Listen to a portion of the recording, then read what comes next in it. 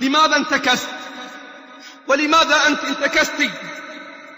إليك وإليك يا من عرف الهدى واستقام ثم ترك الطريق فضل وهام، إلى من تحولت حاله وتحول حالها، إلى الذي غيرت الدنيا شيئا من قلبه وغيرت الدنيا شيئا من قلبها، إلى من عرف الحق وإلى من عرفت الحق ثم سلكوا طريقا سواه. إن بين جوانحي سؤالا أوجهه إليك وأوجهه إليك: ماذا دهاك وماذا دهاك؟ ولماذا انتكست ولماذا انتكست؟ ما هي الحجج وما هي الأعذار؟ في كل يوم تأتينا أخبار المتساقطين على الطريق والمتخلفين عن قافلة النجاة، الخالدين إلى الأرض والراغبين في الدعة والسكون. أمتنا تكالب عليها أعداؤها، وهي في أمس الحاجة للصادقين والصادقات، فإذا بكم تخذلون أمتكم في أحلك الظروف وأشد الساعات. لماذا تشمتون بنا الأعداء؟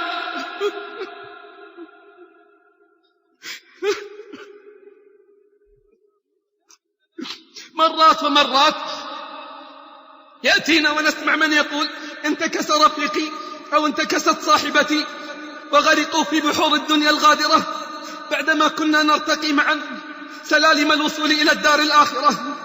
لا أدري ما الذي أعجبه وأعجبها ببحر خادع وموج غادر.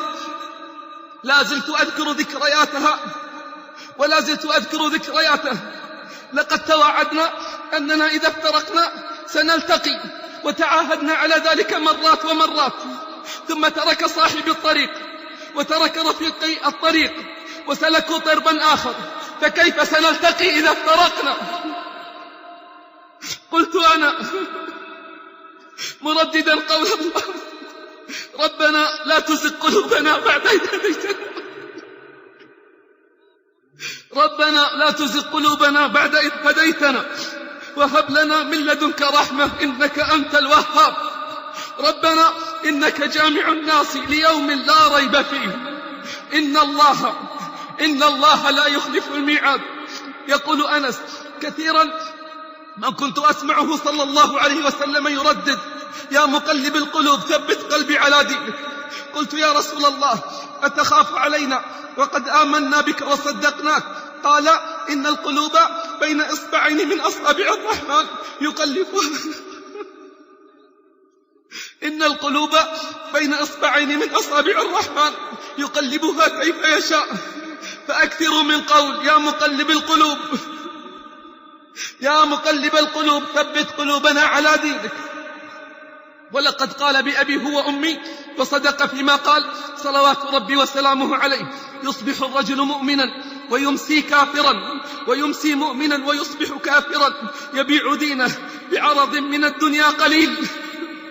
قلت: يا مقلب القلوب ثبت قلوبنا على دينك. ربنا لا تزغ قلوبنا بعد إذ هديتنا. اللهم لا تجعل الدنيا أكبر همنا ولا مبلغ علمنا. كانوا بالأمس على الشواطئ ينتشلون الغرقى، واليوم أصبحوا بين الغرقى يصارعون الأمواج. لهم نقول ما قال شاعرنا: رضيت بالدون أم أسلمت للنكد، أم السراب ابتلى عينيك بالرمد، أم هل بلغت المنى والشمس ما وقفت والعمر متصل والدرب في مدد، أم هزك البغي والأيام دائرة والحق يعلو على الأعداد والعدد. لا تحسبن الهوى ينجيك من كبد، فإنما خلق الإنسان في كبد، وجنة الخلد تنسي كل مسغبة، أنعم بذلك النعيم الناظر الأبدي.